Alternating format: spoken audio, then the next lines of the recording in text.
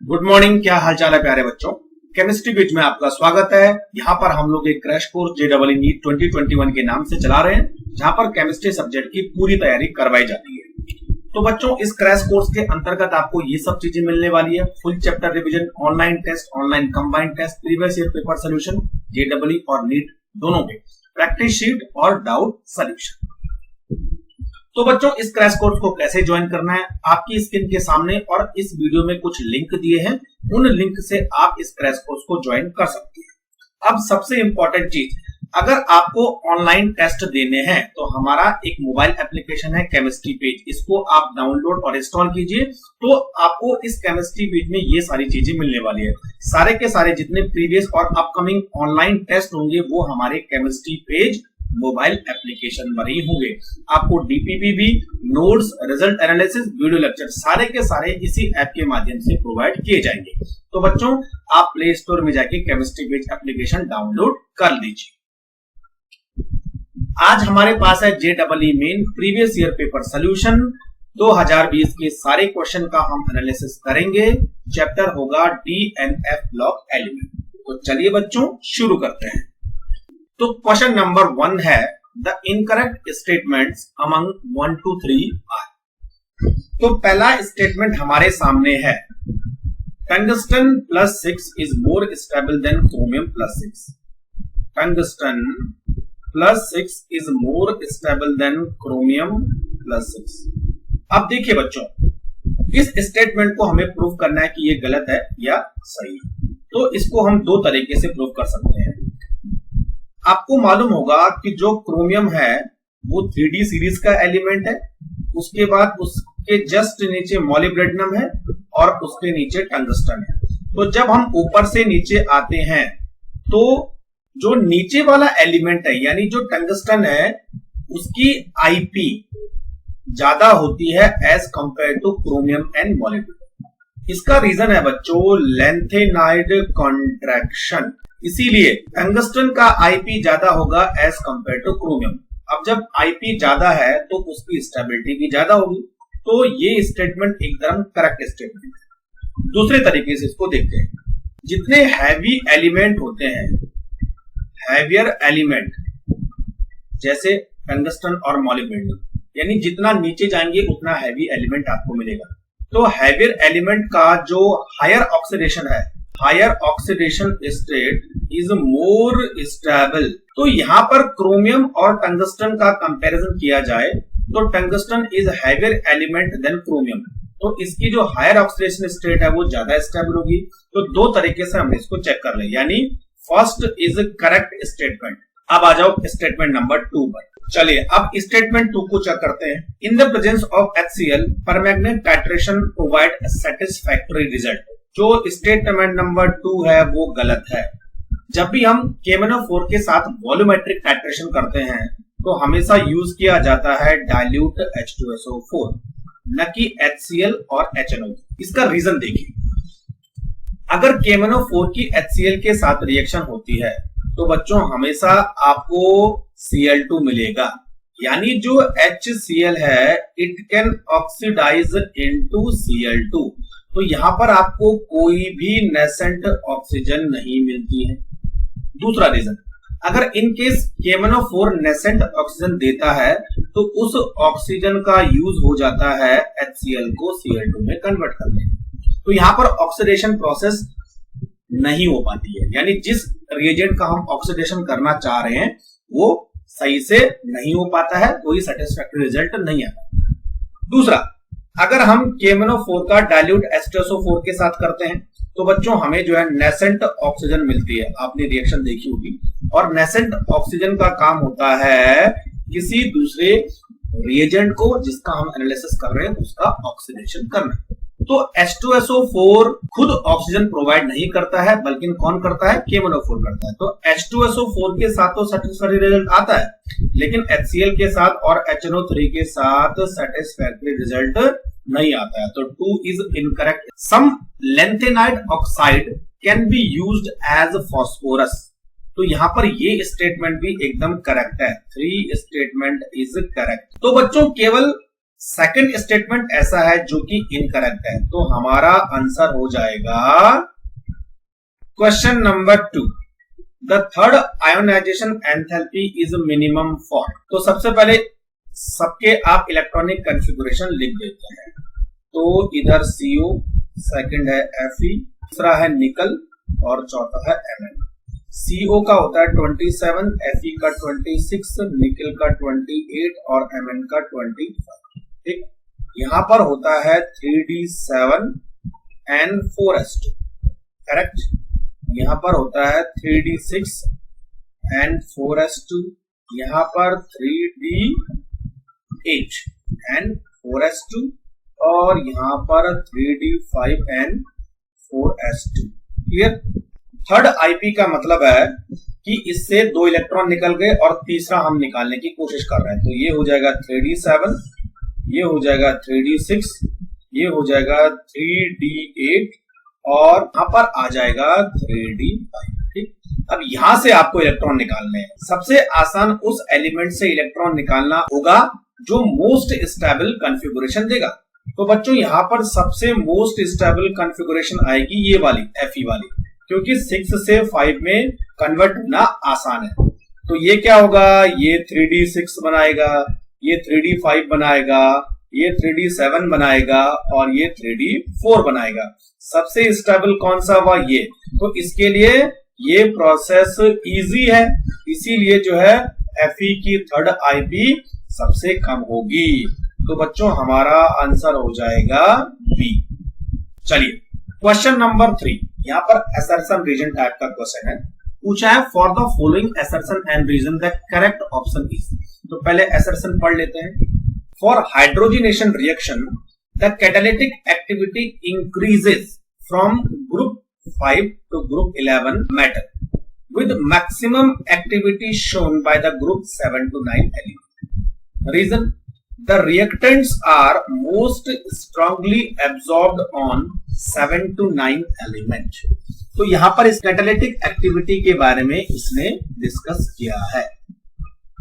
तो देखिए बच्चों, जितने भी हमारे डी ग्रुप के एलिमेंट है उनमें से कई सारे एलिमेंट कैटालिटिक एक्टिविटी शो कर, जैसे आपने देखा होगा आयरन हैबर प्रोसेस में, निकल हाइड्रोजनेशन में, प्लेटिनम ओस्टवाल्ड प्रोसेस में, रेनियम ऑल्सो ओस्टवाल्ड प्रोसेस में। अब देखिए बच्चों, जैसा हमने डी ब्लॉक में पढ़ा है कि डी ब्लॉक की जो कैटालिटिक एक्टिविटी है वो 2 वजह से है। Number 1, they have variable oxidation number, ठीक, और दूसरा है they provide large surface area, और तीसरा जब ये एनर्जी को एब्जॉर्ब करते हैं और उसके बाद उस एनर्जी को रिलीज करते हैं तो वो जो एनर्जी है वो एक्टिवेशन एनर्जी को कम करती है, डिक्रीज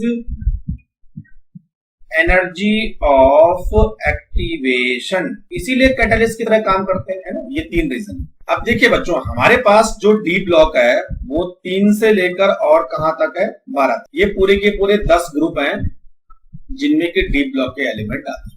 अब यहां पर बोल रहा है कि जो कैटालिटिक एक्टिविटी है वो 5 से लेकर और 11 तक होती है और जो मैक्सिमम है वो 7 to 9 होती है। तो 7, 8 और 9 वो ग्रुप है जहां पर number of unpaired electron in D orbital will be maximum. ठीक, तो जितने ज्यादा अनपेयर इलेक्ट्रॉन होंगे उसकी कैटालिटिक एक्टिविटी उतनी ज्यादा होगी। तो ये जो असर्शन है वो एकदम ट्रू है, यानी असर्शन इज ट्रू। अब रीजन देख लेते हैं। तो ये बोल रहा है catalytic activity is due to most strongly absorbed of reactant, जबकि यहां पर बच्चों जो कैटालिटिक एक्टिविटी है वो लार्ज सरफेस एरिया या वेरिएबल ऑक्सीडेशन नंबर या डिक्रीज एनर्जी ऑफ एक्टिवेशन इसकी वजह से होती है। तो reason is not true, reason is false. तो आंसर हो जाएगा हमारा A. Question number, the atomic radius of Ag is closest to. अब देखिए बच्चों, जो हमारा सिल्वर है उसके जस्ट नीचे क्या है गोल्ड और सिल्वर के जस्ट ऊपर है कॉपर, यानी ये 3D सीरीज, ये 4D सीरीज और ये 5D। तो जब हम ऊपर से नीचे आते हैं तो बच्चों 4D और 5D सीरीज में लेंथेनाइड कॉन्ट्रैक्शन होता है और इसी लेंथेनाइड कॉन्ट्रैक्शन की वजह से इन दोनों का साइज लगभग सिमिलर होता है। तो बच्चों अगर देखा जाए तो AG का जो साइज है वो लगभग 144 पिकोमीटर है और इसका साइज भी 144 पिकोमीटर। तो लेंथेनाइड कॉन्ट्रैक्शन की वजह से 4D और 5D सीरीज का साइज एक जैसे हो जाएगा। तो बच्चों यहां पर आंसर हो जाएगा AAU। Question number 5, the incorrect statement will be. तो ऐसा करते हैं, मैं आपको मैग्नेट और परमैग्नेट दोनों का स्ट्रक्चर बना देता हूं और उससे आप आसानी से पता कर। तो देखिए बच्चों, स्टेटमेंट नंबर 1 पढ़िए, manganate and permanganate ion are tetrahedral. Yes, देखो 1 2 3 4, इसके पास भी 4 बॉन्ड है, इसके पास भी 4 बॉन्ड है, यानी ये स्टेटमेंट एकदम करेक्ट है। दूसरा, in the magnet and permanganate ion the pi bonding take place by overlapping of p orbital of oxygen and d orbital of manganese। yes, manganese के पास d ऑर्बिटल है, ऑक्सीजन के पास p ऑर्बिटल है, तो यहाँ पर d pi p pi bonding होती है, ये स्टेटमेंट भी correct. C, manganate and permanganate ion are paramagnetic, ये दोनों को पैरामैग्नेटिक बोल रहा है, जबकि ये स्टेटमेंट गलत है। अगर मैं मैग्नेट आयन की बात करूं तो ये पैरामैग्नेट होता है, लेकिन परमैग्नेट आयन की बात करें तो ये डायमैग्नेटिक। रीजन, किसमें अनपेयर इलेक्ट्रॉन है किसमें नहीं है ये डिपेंड करेगा। अब मैं आपको बता ही देता हूं, जो मैग्नेट आयन है उसमें Mn का ऑक्सीडेशन नंबर है +6 और जो परमैग्नेट आयन है उसमें Mn का ऑक्सीडेशन नंबर है +7। अब यहाँ पर +7 है, इसका मतलब d ऑर्बिटल में एक भी इलेक्ट्रॉन नहीं है।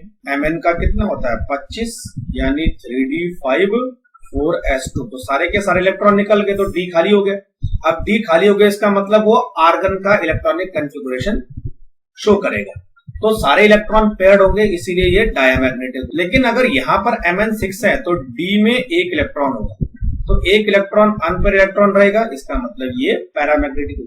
तो सी स्टेटमेंट गलत है और इसी गलत होने की वजह से हमारा आंसर भी हो जाएगा सी। क्लियर। अब डी की बात करते हैं, manganate ion is green in colour and permanganate ion is purple in colour. तो चलिए बच्चों, नेक्स्ट हमारे पास है क्वेश्चन नंबर 6। पूछा है the sum of total number of bonds between chromium and oxygen atom in chromate and dichromate ion is.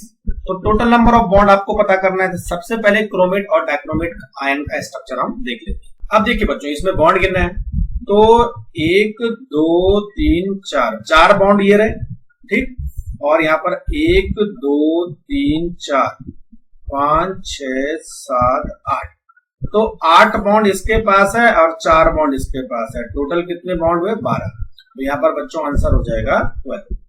Next हमारे पास है question number 7। पूछा है कंसीडर द फॉलोइंग रिएक्शंस। तो पहली रिएक्शन है NaCl plus K2Cr2O7 H2SO4, क्या बनेगा A बनेगा। फिर A की रिएक्शन Na1 से B बनेगा, B की रिएक्शन H2SO4 से विद H2O2 C बनेगा, और लास्ट में हमें क्या करना है, total number of atom in A, B and C ये काउंट करने हैं। तो चलो रिएक्शन देख लेते हैं। पहली रिएक्शन है NaCl plus K2Cr2O7 plus H2SO4 CrO2Cl2, it is chromyl chloride, brown colour का वेपर बन। Na2SO4 plus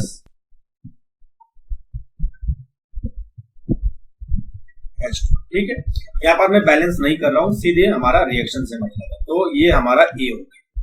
अब ए की रिएक्शन करानी है Na1 से, तो CrO2Cl2 प्लस NaOH, तो बच्चों यहाँ पर बनता है sodium chromate Na2CrO4 plus NaCl plus water, sodium chromate. Sodium chromate हमारा हो गया B, दिस इज क्लियर। अब B की रिएक्शन यानी सोडियम क्रोमेट किसके साथ रिएक्शन करेगा, H2SO4 के साथ रिएक्शन करेगा, और साथ में हाइड्रोजन परऑक्साइड भी होगा। क्रोमियम पेंटा oxide CrO5 plus sodium sulphate plus water, ये हो गया हमारा C। क्लियर? तो A हमारा chromyl chloride, B sodium chromate और C क्रोमियम पेंटा ऑक्साइड। अब यहां पर टोटल नंबर ऑफ एटम गिनने हैं। तो क्रोमिल क्लोराइड में कितने एटम है? 2, 2, 4 और 1, 5। 5 इसके पास है। इसके बाद सोडियम क्रोमेट में कितने? 4, 2, 6 और 1, 7। 7 इसके पास है। और क्रोमियम पेंटा ऑक्साइड में कितने हैं? 6। टोटल 18 आइटम है। तो आंसर हो जाएगा बच्चों 18। The lanthanoid that does not show +4 oxidation state will be. अब देखिए बच्चों, यहां पर 4 एलिमेंट दे रखे हैं, ये DY, सीरियम, टर्बियम और यूरोपियम। यहां पर आंसर है C europium, C europium E। अब आप बोलोगे कि CUU कैसे आया, है ना? जब हम लेंथेनॉइड्स एलिमेंट का इलेक्ट्रॉनिक कॉन्फ़िगरेशन देखते हैं तो आप देखोगे जो EU है उसका इलेक्ट्रॉनिक कॉन्फ़िगरेशन आता है ज़ीनॉन 4f7 6s2। जिन एलिमेंट में f orbital exactly half filled होता है या फुल फिल्ड होता है, उनका ऑक्सीडेशन नंबर कभी भी +4 नहीं होगा। यूरोपियम के अलावा और कौन से एलिमेंट है जिनका ऑक्सीडेशन नंबर +4 नहीं हो सकता? GD, गैडोलिनियम, यहाँ पर 4f7 आता है, 5d1 आता है एंड 6s2 आता है। ये कभी भी +4 ऑक्सीडेशन नहीं करेगा क्योंकि हाफ फिल्ड है। और लास्ट वाला एलिमेंट है ल्यूटेटियम, तो ल्यूटेटियम में भी F14 आएगा, ये कभी भी +4 ऑक्सीडेशन नंबर शो नहीं करेगा। यानी जिनके हाफ फिल्ड और फुल फिल्ड होते हैं वो कभी भी +4 ऑक्सीडेशन नंबर शो नहीं करते। +4 कौन करेंगे? बीच वाले, जैसे PR, ND, PB and DY, इनमें +4 ऑक्सीडेशन स्टेट शो होती है। चलिए क्वेश्चन नंबर 9 की बात करते हैं। Mix metal is an alloy consisting mainly of, ये NCERT का क्वेश्चन है, डायरेक्ट वहीं पर ये दे रखा है। अब जो हमारे पास मिक्स मेटल है उसमें होता है बच्चों लेंथेनॉइड एलिमेंट। लेंथेनॉइड एलिमेंट या लेंथेनॉइड मेटल कितना होता है? 95% होता है। और उसमें साथ में क्या होता है? आयरन होता है 5%। और जो ट्रेस एलिमेंट होते हैं उनमें sulphur, carbon, calcium, aluminium etcetera. लेकिन मेन कंपोनेंट किसका है? लेंथेनॉइड एलिमेंट का और आयरन का। तो बच्चों हमारे पास आंसर हो जाएगा ये lanthanoid element. Question number 10, the correct electronic configuration and spin only magnetic moment of gadolinium. जैसे मैंने आपको बोला था गैडोलिनियम का इलेक्ट्रॉनिक कॉन्फ़िगरेशन काफी पूछा जाता है। गैडोलिनियम का एटॉमिक नंबर है 64। नॉर्मल कंडीशन में इसका ऑक्सीडेशन नंबर होता है xenon 4f7 5d1 and 6s2। ठीक, अब गैडोलिनियम से 3 इलेक्ट्रॉन निकल गए तो ये +3 बन गया, तो 2 यहां से निकलेंगे, 1 यहां से निकलेगा तो आएगा 4f7। अब आपको इसका मैग्नेटिक मोमेंट निकालना है, तो जितने इसके पास f ऑर्बिटल में इलेक्ट्रॉन है वो हो जाएगा 7 पॉइंट समथिंग, है ना? कैलकुलेट भी करोगे तो आप तो आराम से निकल जाएगा। तो बच्चों आंसर हो जाएगा हमारा B। देखिए xenon 4f7 and 7.9। Question number 11, the electronic configuration of bivalent europium and trivalent cerium. Bivalent europium मतलब EU2+ एंड ट्राइवेलेंट सीरियम यानी CE3+, इनका इलेक्ट्रॉनिक कॉन्फ़िगरेशन आप बताओ। क्लियर? अब देखिए बच्चों, अभी सबसे पहले डिस्कस करते हैं कि जो EU है उसका एटॉमिक नंबर है 63 और जो सीरियम है उसका एटॉमिक नंबर है 58। नॉर्मल कंडीशन में यूरोपियम का इलेक्ट्रॉनिक कॉन्फ़िगरेशन होता है xenon 4f7 and 6s2। Clear? अब इसने +2 बनाना है तो 2 इलेक्ट्रॉन निकाल देगा, तो क्या हो जाएगा बच्चों 4f7। अब सीरियम है 58, तो सीरियम का इलेक्ट्रॉनिक कॉन्फ़िगरेशन होता है 4f1 5d1 एंड 6s2। अब इसको 3 इलेक्ट्रॉन निकालने हैं तो ये तीनों निकाल देगा, यानी हो जाएगा 4f1। तो 4f7 and 4f1 will be the correct answer, यानी B will be correct answer. तो बच्चों ये था हमारे पास D and F block JEE Main 2020 previous year question analysis. अगर आपको और क्वेश्चन का एनालिसिस चाहिए इस चैप्टर का तो ऊपर आई बटन फ्लैश हो रहा है, वहां से आप एक्सेस कर सकते हैं। Thank you very much.